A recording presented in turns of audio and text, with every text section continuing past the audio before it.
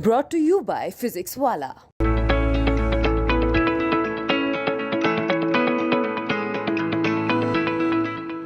मेरी प्रेयर यही है कि वहाँ पे 22 कमरे बंद हैं, जो कि हमको एसआई ने बताया कि वहाँ पे 22 कमरे सुरक्षा कारणों से बंद हैं।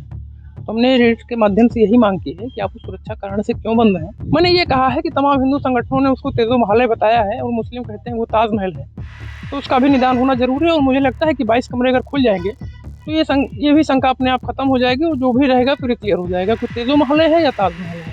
हाई कोर्ट में खारिज होगी, सुप्रीम कोर्ट जाएंगे, मतलब कुल मिला के खुलवाएंगे, उसके लिए कुछ भी करना पड़ेगा, सड़क पे भी उतरेंगे जरूरत पड़ी तो। हमारे साथ हैं भाजपा के जिला मीडिया प्रभारी अयोध्या के डॉक्टर रजनीश सिंह।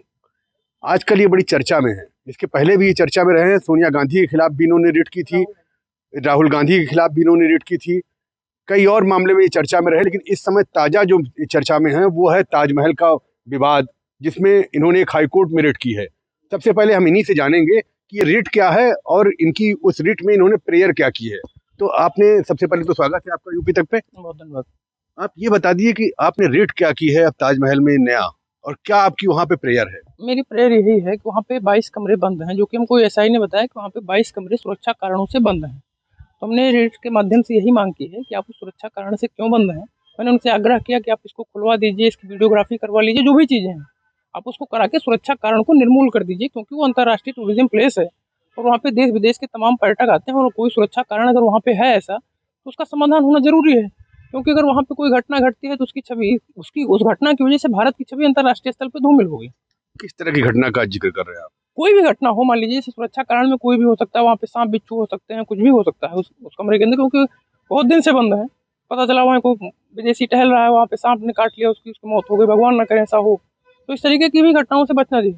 शिव मंदिर का भी जिक्र किया है आपने अपनी रिट में।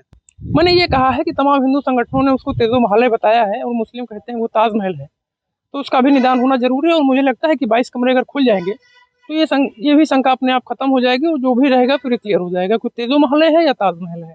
अच्छा, तो आपने इस तेजो महल है यानी ताजमहल, इसके लिए क्या कहा है कि सरकार कोई कमेटी बनाए या इस तरह की कोई इस तरह से कोर्ट की निगरानी में कोई इस तरह की कमेटी बने, क्या कहा है आपने पूरी तरह। हमने यही कहा है कि आप एक कमेटी बना लीजिए, उसकी वीडियोग्राफी करा लीजिए, वीडियोग्राफी कैमरे की निगरानी में उन 22 कमरों को खोल दीजिए, वो सुरक्षा कारण कौन सा है वो दूर हो जाए। मैंने वीडियोग्राफी कराने की और एक कमेटी बनाने की मांग की है। आपने उसमें ये भी जिक्र किया है कि उसमें शिव मंदिर है उस 22 कमरों में किसी निश्चित। मैंने एक पुरुषोत्तम नागेश जी की किताब मैंने पढ़ी थी। मैं एक बार गया था बाहर, तो मुझे एक बुक स्टॉल पे किताब मिली थी, ताजमहल शिव मंदिर, उस किताब का नाम ही था। तो किताब देखने में भी इंटरेस्टिंग लगी, क्योंकि ऐसी चीज़ तो मेरे सामने पहली बार आई। तो मैंने उस किताब को पढ़ा तो उसमें काफ़ी कुछ फैक्ट दिए थे। तो फिर मैं एक बार देखने गया, वो फैक्ट उस किताब से मिलते जुलते पाए गए। तब हमने कहा कि यार ये जो लिखा है सही है, और वो किताब आज भी बिक रही है, मार्केट में आज भी बिक रही है, अगर आप खरीदने जाएंगे तो। मुझे लगा कि किताब पे प्रतिबंध भी नहीं है, ये किताब बिक रही है। अगर तो किताब बिक रही है, इसका मतलब जो बात इसमें लिखी है सही है, क्योंकि ISBN नंबर भी था। वो ISBN नंबर किसी किताब को मिलने का मतलब वो किताब रजिस्टर्ड है, जो भी आप जान रहे हैं। तो मैंने इसी वजह से कहा कि उस किताब के भी माध्यम से जो फैक्ट है वो कह रहा है कि शिव मंदिर है, इस हिसाब से उसको भी दूर कर दीजिए एक बार में। और मैं जानता हूँ कि 22 कमरे जिस दिन खुल जाएंगे, वो तेजो महल है कि ताजमहल है, वो सारी चीजें क्लियर हो जाएंगी। इसमें भारतीय जनता पार्टी से के आप मीडिया प्रभारी भी हैं अयोध्या के, तो और अक्सर लखनऊ से लेकर दिल्ली तक आप इधर उधर भटकते रहते हैं, कहीं विचरते रहते हैं, तो आपको भाजपा से इसका क्या कोई सरोकार। देखिए, ये मेरा निजी मामला है, मैं चाहूंगा कि इसमें भारतीय जनता पार्टी को न लाया जाए।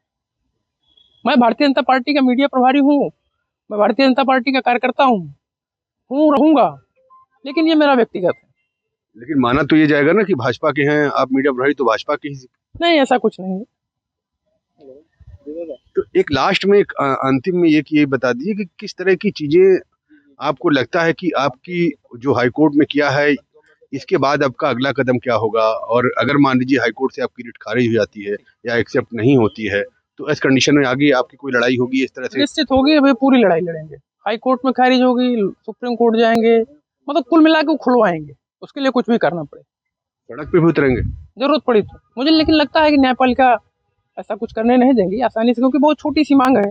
जब आप ज्ञानवापी में सर पे हो सकता है, वीडियोग्राफी हो सकती है, तो वहाँ क्यों नहीं हो सकती। वहाँ तो मान लीजिए, वहाँ तो ज़्यादा विवाद की स्थिति, वहाँ तो कोई विवाद नहीं है ताजराम।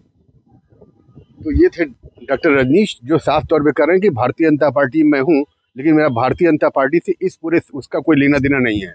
और ख़ास तौर पे एक जो दूसरा वो इनका ये कहना है कि वो जो शिव मंदिर, वो 22 कमरे के जब राज खुलेंगे तो उसमें शिव मंदिर भी हो सकता है। यानी इनका ये मानना है कि 22 कमरे में जो राज दफन है उनका सामने आना जरूरी है, और इसीलिए उन्होंने हाई कोर्ट की शरण ली है। और इसके लिए वो सुप्रीम कोर्ट तक जाएंगे और जरूरत पड़ी तो सड़कों पर भी उतरेंगे। बनवीर सिंह, अयोध्या, यूपी तक।